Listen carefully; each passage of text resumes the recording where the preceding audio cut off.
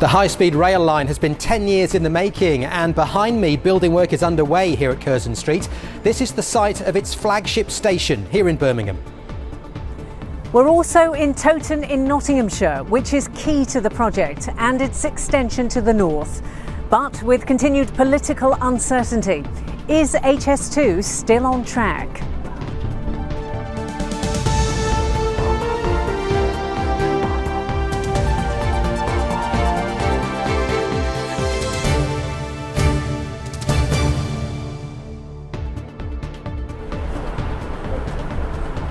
Phase 1 of HS2 runs from London Euston to Birmingham.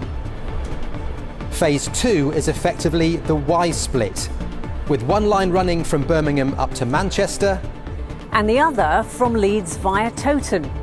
On tonight's programme, we'll be looking at the spiralling cost of the project, the benefits it could bring to the Midlands, but also the human and environmental cost. I'm at London Euston, where preparatory work has already started in anticipation of HS2. And I'll be on the UK's first and so far only high-speed rail line, finding out what it's like and what impact it's had.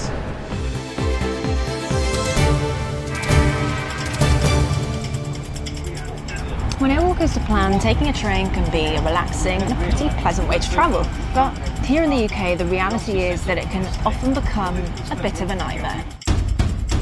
Hell, stress. When it goes wrong, it goes spectacularly wrong. 2017 saw the most train delays in nearly 15 years. And just to add insult to injury, as the service seems to be getting worse, ticket prices just keep going up. If you're commuting from, let's say, Wokingham to London for work, it's a 32-mile journey which takes just over an hour. A standard year's season ticket will cost you over £3,800, but in France, commuting roughly the same distance from Étampes to Paris for 1 year will cost you less than a quarter of that. It doesn't stop there. For the same price as the British season ticket, you can get unlimited train travel anywhere in Germany for a whole year. Members of Parliament have said the UK's rail system is no longer fit for purpose, and a lot of the British public have had enough. In a recent survey, more than half said that they think the current system is a failure. So why are Britain's trains so bad? Imagine a train that took you from Washington, D.C. to Dallas, Texas in 9 hours, or Paris, France to Athens, Greece in 9 hours, or Adelaide, South Australia to Perth, Western Australia in 9 hours.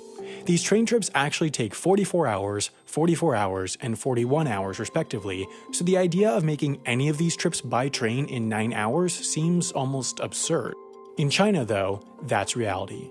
In September 2018, the country opened up a brand new high-speed rail route with direct trains from Hong Kong to Beijing. This is about the same distance as DC to Dallas, Paris to Athens, or Adelaide to Perth, and yet these trains make the trip in only 8 hours and 56 minutes. What makes this even more impressive is that 10 years ago, in 2008, at the time of the Beijing Olympics, China's high-speed rail network consisted of this. We'll have to zoom in because the extent of the network was one 19-mile-long maglev train from Shanghai Airport to the outskirts of Shanghai, and a traditional high-speed rail line from Beijing to the coastal city of Tianjin. Today, 10 years later, that network has expanded into this.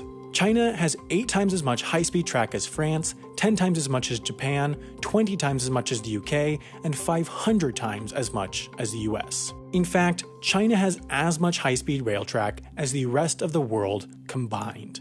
It is staggering the amount of progress they have made in such a short amount of time.